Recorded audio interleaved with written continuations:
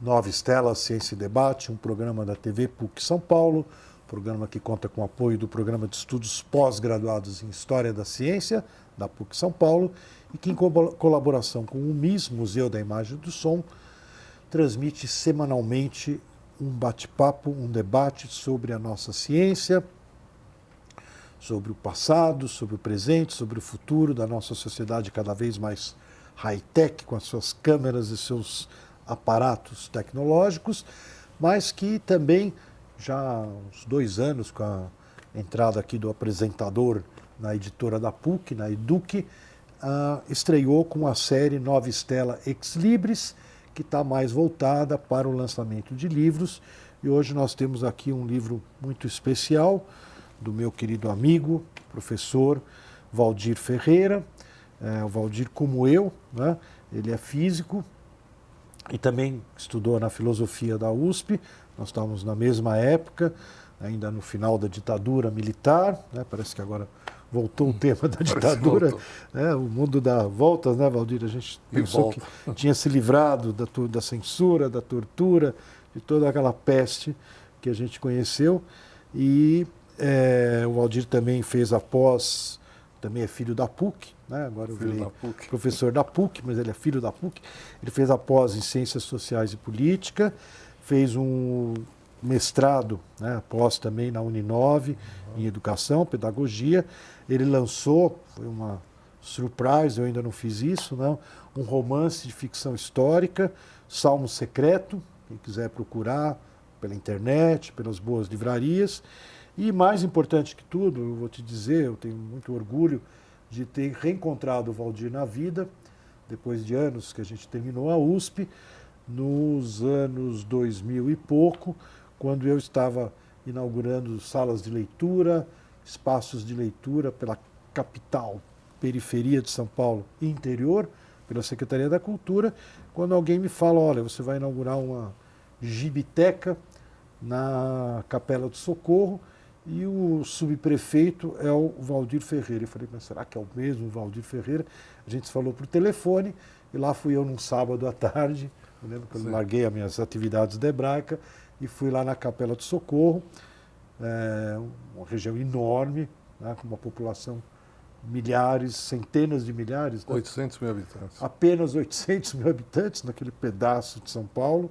E lá numa praça muito bonita, eu encontrei o Valdir, a gente voltou para o palanque, foi uma cena muito legal para mim, né, a gente se reencontrar, você numa função cuidando daquela loucura, né, e eu ali tentando colocar uma semente da leitura, né.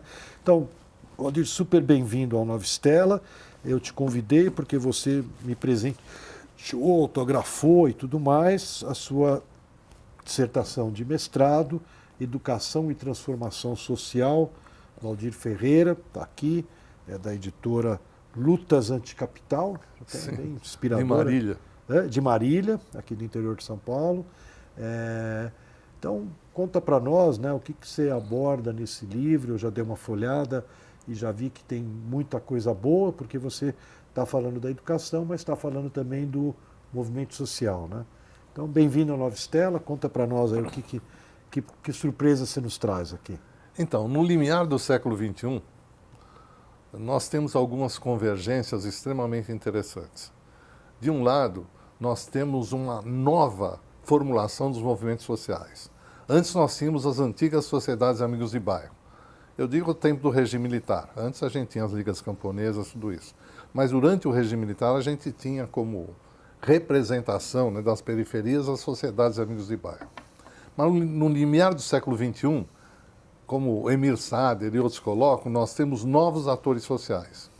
Esses novos atores sociais, por exemplo, fazem um movimento contra a carestia, movimentos por saúde, movimentos por educação, diversos movimentos localizados começam a aparecer. E tem uma convergência com o nascimento de uma nova escola pública. Ela se universaliza, porque a escola pública, o ensino fundamental, eram extremamente elitizados. E nesta época nós temos uma universalização do ensino fundamental. E também isto converge com uma outra situação. nós temos um certo desgaste das formas tradicionais de organização política. Os sindicatos começam a se desgastar, os próprios partidos sofrem um processo de desgaste em termos de representação política, e assim há uma necessidade de algo novo acontecer. De algo novo acontecer. E aí, quer dizer, nesse momento, eu me baseio, quer dizer, nós temos nessa convergência dos movimentos sociais, a escola é o aparelho ideológico, né, do capitalismo, quer dizer, o aparelho ideológico que ele tem para reproduzir sua ideologia, disseminado amplamente na periferia. Nenhum outro aparelho ideológico está tão disseminado na periferia quanto a escola básica no ensino fundamental. E aí eu fui buscar em Gramsci o conceito, que ele faz uma crítica ao stalinismo, dizendo que a Revolução Russa ia chegar a um beco sem saída. E ele diz por quê? Porque, na verdade, você tem um Estado centralizado, um Estado que se coloca como socialista, mas não se criaram homens socialistas. Não existia uma luta ideológica para formar cidadãos que tivessem preocupação com a solidariedade e com a construção de um mundo mais justo. Então, ele faz essa discussão e eu procuro... lá no passado, né? Lá no passado, no século tempo do XX. Mussolini. No meio do século XX. Aliás, ele escreveu isso nas prisões, nas masmorras do Mussolini. Do fascismo. Mussolini na Itália. Mas eu acho que é um pensamento que mantém sua atualidade. Então, quer dizer, aplicando isso, quer dizer, o encontro desses novos movimentos sociais com os novos atores sociais poderia, como diz Gramsci, gerar uma nova praxe social e política. E aí eu vou incorporando diversos conceitos. O Giddens, por exemplo, pensador britânico, ele fala muito na necessidade de aumentar a reflexividade dos movimentos sociais. Calma lá, aumentar? A reflexividade. O que é isso? Então, por exemplo, ele diz assim, existe uma luta pela saúde. Tudo bem, as UAS, as UBSs, tudo isso. Mas é preciso mostrar, através do discurso e da luta ideológica, que isso está ligado a questões muito maiores. Está ligado, por exemplo, à questão das patentes de medicamento. Está ligado aos lobbies, né, de medicina que impedem que remédios extremamente necessários cheguem a baixo custo. Então, quer dizer, quando você faz a ligação das questões locais com as macro questões, você começa a gerar um processo de reflexão mais alto que começa a apontar, além das lutas localizadas, um caminho de transformação social mais amplo. E aí eu somo também com a reflexão de Lyotard. Lyotard discute muito a questão dos pequenos relatos e dos grandes relatos. Lyotard ajuda a gente, localiza ele. Um filósofo francês, né? Atual. Considerado pós-moderno. E ele fala que... Acho que a gente teve um debate aqui nesse mesmo Sim. espaço sobre questões da internet, da transformação do mundo, e o autor era o Lyotard, e para mim era novidade. Então eu estou 2 vezes no mesmo espaço aprendendo sobre esse autor. Conta para nós. Então, o Lyotard, ele discute muito, que ele fala, a esquerda tradicional, ela fala muito nos grandes relatos, nas utopias, mas com isso ela perde assim os pequenos relatos da comunidade. Isso é esquecido. Então a esquerda tradicional pensava muito na questão econômica, nas grandes questões de luta de classe, mas não pensava nos pequenos problemas que geram infelicidade no cotidiano. Por exemplo? Por exemplo, os probleminhas de saúde que existiam, os problemas da opressão da mulher. Aí eu articulo isso com Foucault, que coloca essas questões. Michel Foucault. Michel Foucault. Muito bem transado. O francês que ele fala disso. E que a esquerda teria que pensar numa coisa chamada busca da felicidade. E a busca da felicidade não passa só por você resolver suas questões econômicas, mas passa por todas as pequenas opressões do cotidiano. E que você tem que discutir, procurar equacionar e modificar todas essas pequenas questões do cotidiano. Então, quer dizer, a partir de Giddens e Lyotard, se vê, é interessante essa outra articulação. Quando nós partimos da realidade do cotidiano para gerar uma questão mais ampla, nós chegamos em Paulo Freire. Porque Paulo Freire, no seu processo pedagógico, ele diz que para você ensinar um trabalhador, você tem que partir da palavra tijolo. Ou seja, você tem que partir daquela realidade localizada para chegar ao geral. Não adianta eu chegar na escola e falar em célula. É muito abstrato. Agora, se eu for num córrego e discutir a poluição do córrego, e discutir por que isso acontece, aí eu posso chegar nos micro-organismos que estão lá presentes e chegar na questão da célula. Ou seja, ir do concreto para o abstrato, e não do abstrato para o concreto. Essa é uma formulação, e a partir dos pequenos relatos do cotidiano. Falando em contaminação do córrego, isso lá na capela você tinha, né? Tinha. Nossa Senhora. Eu não sei se eu estou errando, mas acho que uma vez me chamaram para fazer uma palestra sobre Mário Schember, uma escola Mário Schember que era ali perto, não era? E eu me lembro quando eu cheguei na escola Mário Schember, é uma escola bonita, né? Pública, como você falou, grande e tal. Mas quando eu saí do lado de fora para dar uma olhada, né? Tinha construções muito humildes para o lado de cá, muito humilde para o lado de lá, e tinha um córrego que passava ali, né? E todo o esgoto daquelas regiões iam para aquele córrego que passava do lado da escola, né? Eu falei, onde estamos, né? Pobre Mário Schember, aqui é homenagem a ele, né? E aí aparece uma discussão interessante também, que é a discussão ideológica, que o Luca te coloca muito, quer dizer, que você tem um certo limite para você observar a realidade. Por exemplo, quando você tem as classes dominantes, como elas têm o seu objetivo próprio, elas têm uma dificuldade de ver o conjunto do horizonte. E as classes oprimidas, justamente por serem oprimidas, elas conseguem ter uma perspectiva maior do conjunto da sociedade. O Lowe até coloca que eles se colocam geometricamente num ponto mais alto para observar o conjunto de questões da sociedade. E que eles têm uma condição... E aí aí existe uma crítica muito grande aos próprios partidos políticos, que eles procuravam tomar conta dos movimentos, querer ensinar para os movimentos sociais o que se devia fazer, em vez de aprender com eles. Eles queriam tomar conta dos movimentos sociais, os assessores dos partidos e das centrais sindicais tentavam impor a sua realidade aos movimentos sociais, em vez de incorporar o Paulo Freire, que diz que nós temos um processo dialógico, né? E que nós temos que construir conjuntamente uma nova maneira, uma nova praxis e uma nova maneira de pensar o mundo. Mas deixa eu ver, quando que você defendeu essa dissertação? Faz uns 12 anos atrás. 12 anos? Então foi logo depois que você terminou a subprefeitura? Acho que foi um pouquinho antes. Um pouquinho antes de você terminar? Você ainda estava na subprefeitura? Ainda não, eu acho que um pouquinho antes. Eu, quando cheguei, eu já tinha escrito, quando eu cheguei na sub. Ah, é? Então você levou esse instrumental para a tua prática? Levei. E como foi? Foi choque? Não, então, é uma questão interessante, né? Nós tivemos a administração de Erondina, e a administração de Erondina tinha o Paulo Freire como secretário, e procurou efetivamente mudar o que se ensinava nas escolas. Mas o que aconteceu? Saiu de lá, deixou de acontecer. E, infelizmente, na administração da Marta, se preocuparam com melhorar a escola, com a questão dos uniformes. Os céus, mas muito pouco conteúdo, de gerar um conteúdo novo em relação à questão da escola, de incorporar os conceitos do Paulo Freire. Isso ficou faltando.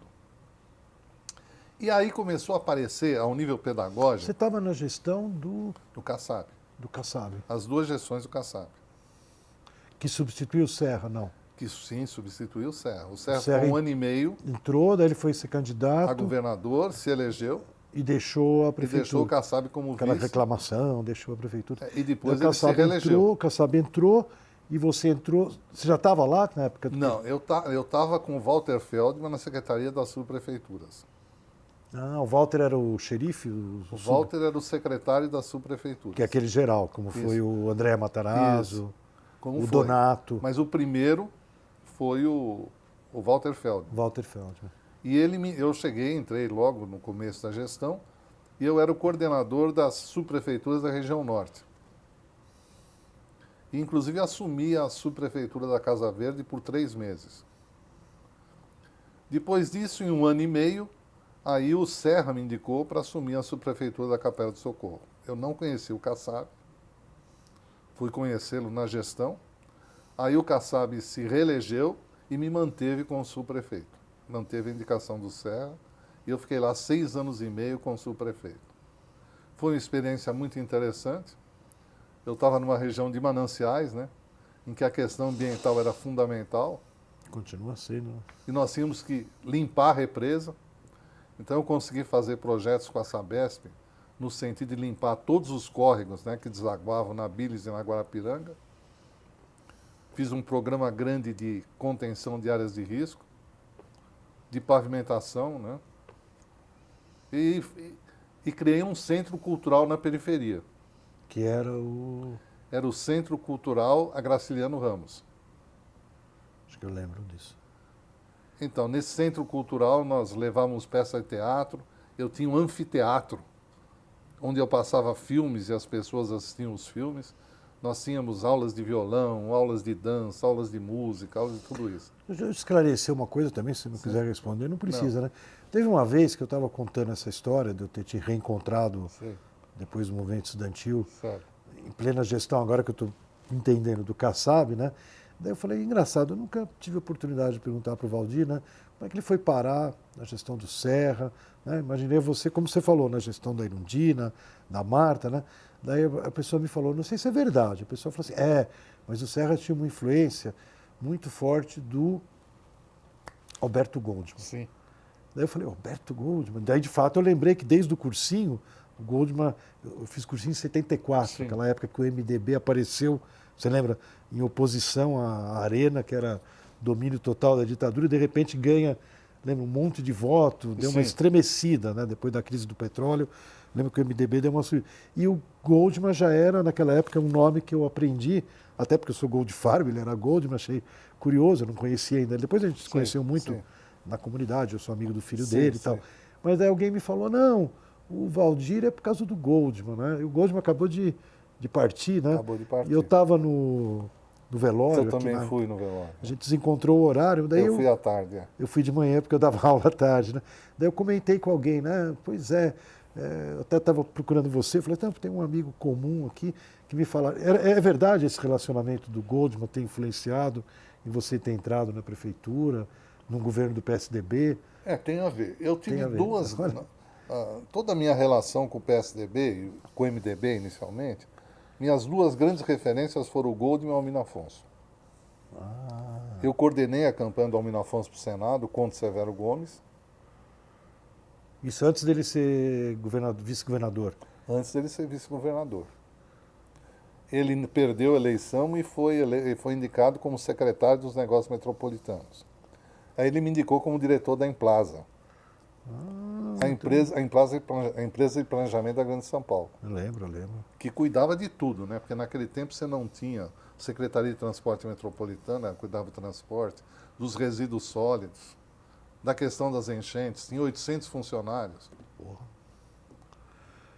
Então você entrou pelo Almino Afonso, na verdade. Eu entrei pelo Almino Afonso. Toda a minha entrada foi pelo Almino Afonso. Eu tive muita amizade com o Almino Afonso também, com a minha vida. O filho dele foi namorado da minha irmã. Não casaram, mas quase casaram. O Rui. Acho que é o Sérgio Brito. Não é. Tem o Sérgio Brito, que é o... Acho que é o Rui, então. O Rui, ele é diretor da Sabesp financeiro hoje. Mas na época, ele tem que idade? Ele deve ter a idade da minha irmã, uns 58, 59. Isso. Então é o Rui. Eles foram namorados... Rui Afonso. Rui Afonso, da namorada de adolescência, assim. E o Sérgio Brito, outro filho dele, é o vocalista dos Titãs, né? Olha como o mundo é pequeno. E o Almino, ele teve aquele período fora do Brasil, né, no exílio, depois Ficou ele volta. Fora do Brasil, retornou. E a gente acabou se cruzando depois quando ele virou vice-governador. E eu fui do Quércia, né? Do Quércia, eu fui lá no Palácio, em nome do Mário Chamber, para conseguir um apoio da imprensa oficial, que era do Estado, né, é do Estado até hoje, para fazer um livro em homenagem ao Chamber, que é o Pensando na Arte, que é um livro em couchê, sofisticadíssimo, que eu nunca poderia ter feito. Eu tinha uma editora, é o nome do nosso programa, Nova Estela, nos anos 80. Certo. Eu nunca poderia ter feito, porque era muito caro, além das minhas possibilidades. Mas daí o Almino falou, não, eu vou chamar a Secretaria de Ciência e Tecnologia. Certo. E eles vão te apoiar e você vai usar a imprensa oficial. É engraçado porque naquela época a imprensa oficial, depois ela virou uma imprensa que fez muitos livros bons, mas ela só fazia o diário oficial naquela época, mas ela tinha máquinas maravilhosas. E daí eles me deixaram usar as máquinas para fazer o... E quem fez muito para isso foi Audálio Dantas, né? Audálio Dantas, lembro desse nome, ele era da imprensa. Ele foi, na verdade, o Audálio Dantas foi o presidente do Sindicato de Jornalistas quando Isso. o Herzog foi assassinado. Morreu. E depois, morreu. E ele... Quando ele morreu, ele era o Audálio Dantas, que era o porta-voz aí dos jornalistas, né? E ele, na verdade, construiu, de certa maneira, a imprensa oficial no governo Montoro. Depois se elegeu deputado federal, né? E essa imprensa oficial foi lá na Moca, que virou uma potência, até hoje né? E muitos livros que, em termos particulares, você não poderia ter, eles fizeram. Fizeram. Então foi uma contribuição muito grande. E Valdir, você que passou toda essa história aí, como é que você está vendo o presente aí? É difícil, né? Aqui na PUC a gente está num grande debate aí, até porque a educação está muito... Está muito pressionada. Está muito pressionada, né? Hoje mesmo nós estamos aqui gravando no MIS, mas lá no nossos campi por aí de São Paulo, os estudantes estão até, principalmente da pós-graduação, eu dou aula na pós-graduação, estão até reunidos para ver aí os meios de contestar, de protestar, porque especificamente a pós-graduação está sendo muito afetada. Então, né? Eu fui numa reunião lá no Tuca, aquela reunião foi extremamente interessante. Nós tivemos várias convergências lá. Tivemos o Dom Cláudio Rumes, tivemos Chomsky, tivemos o Ciro Gomes, tivemos todos os partidos políticos e todas as centrais sindicais.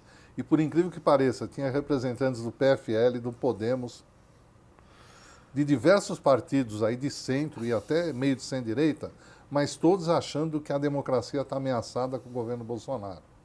E que a gente precisaria fazer uma grande frente ampla na defesa dos direitos democráticos. Isso anima um pouco a gente, né? E que você está tendo uma convergência de vários, né, segmentos, inclusive para aquela velha questão, né, de que a esquerda tem que ter hegemonia, nós temos que superar isso, é o momento de gerar uma frente sem hegemonia, mas com uma bandeira. Deixa eu aproveitar de fazer, mas com acho que a bandeira. gente tem uns minutinhos ainda, aproveitar Tudo bem. de fazer uma provocação, que você colocou vários pontos aí de importantes modificações que precisam acontecer, né? Certo. Então, a gente tem 5 minutinhos aí. Eu tive num debate agora em Minas Gerais, da minha área de ciência, tecnologia e sociedade, e na noite de encerramento, né, até pelo momento que a gente está vivendo, foi levantado também, vamos dizer assim, uma certa autocrítica, né? Quer dizer, o que está acontecendo não é só porque existe uma direita, tal. Também existe algo que... E um ponto que foi levantado, que eu achei interessante, eu queria ver a tua opinião, Sim. porque assim, é que todos esses movimentos de direita no mundo, extrema-direita, mais fascista, mais nazista, um pouco menos, Estados Unidos, Brasil, Inglaterra, Sim. Hungria, Alemanha tem crescido, França tem crescido, Itália tem crescido. Sim. Eles todos têm uma espécie de uma coisa em comum, que eles querem assumir o discurso de que nós representamos Deus, nós representamos... Bolsonaro falava, Deus acima de tudo, tal. A verdade salva e Deus é a verdade e tal. E uma coisa que a gente discutiu lá em Belo Horizonte, nesse evento, é que, de certa forma, talvez uma coisa que a modernidade, né, desde o iluminismo indo para o marxismo, tudo, pecou, eventualmente, foi ter deixado a questão de valores. Essa foi a palavra que eu ouvi lá. Eu estava pensando na questão religiosa, mas a pessoa me transformou a minha questão sobre a questão da religião na questão de valores, né? Talvez a gente deixou a questão de valores meio de lado. E, de repente, a sociedade tem uma carência, e como a gente não oferece um discurso que preencha esse lado, eles oferecem. Você quer valores, você quer proteger tua família, tua filha, que está com problemas, né? Insegurança das mães que não têm maridos. Exato. Você entende? A sociedade tem... De repente vem o cara de lá, tudo bem, você vai dizer para mim, tem N outras razões para ele estar... Mas essa é uma. Né? E todos batem na questão, eu sou Deus, eu sou o cara da igreja, eu sou o cara, não é, que representa, tal. Então, não sei como você vê, eu me lembro, quando eu entrei no movimento estudantil lá contigo, uma vez alguém foi roubado, né? Num circular ali da USP. Sim. E quando o cara chegou, eu falei, porra, não vou te falar agora aqui, né? O palavrão que eu falei na hora, que coisa chata, você foi roubado. Daí alguém chegou para mim e falou assim, não, Zé, fica calmo, também roubar é uma expropriação. Daí eu falei, pô, mas chegamos ao ponto que nem posso reclamar que o cara foi roubado, né? Tô Certo. dando um exemplo bem, como você falou, bem mignon, bem micro, né? Perfeito. O que você acha? A gente tem 3 minutos aí para você dar uma finalizada. Então, rapidamente para terminar, inclusive eu trato muito dessa questão aqui, é que nós temos hoje, quer dizer, rapidamente, nós começamos a ter uma nova formulação de escola, interdisciplinaridade e tudo isso. E eu tenho exemplos aqui de escolas extremamente interessantes. Por exemplo, do Cristóvão Buarque, a Escola Candanga. Em Minas, a Escola Plural. Só que elas dependiam de quem estava no governo. Quando o governo progressista caía fora, ela desaparecia. Então, primeiro eu coloco aqui o Istvan Mesaros nessa discussão, que o Istvan coloca que o capitalismo globalizado atual é impossível atender às demandas da sociedade. Isso gera as fissuras por onde você pode gerar uma prática de transformação social. E a questão é essa, como gerar essa confluência da escola de tal maneira que ela não acabe, não dependa do governo que está eleito naquele momento. E aí que entra a questão. Se os movimentos sociais e a escola conseguirem se articular e conseguirem gerar um movimento reflexivo e uma nova praxis, então a gente poderia ter um processo que não dependesse de quem fosse o xerife de plantão. Perfeito. Nós poderíamos ter uma nova realidade. Valdir, eu queria te agradecer muito a sua disponibilidade de vir aqui na TV PUC, canal universitário, e convidar o nosso telespectador, primeiro a conhecer o livro do Valdir, Educação e Transformação Social, Valdir Ferreira, e está conosco novamente a semana que vem, no mesmo horário, no mesmo canal, Nova Stella, Ex Libris, abordando a produção de livros no nosso São Paulo, no nosso Brasil. Até a próxima semana ou a qualquer momento, canal Nova Stella Ex Libris no YouTube.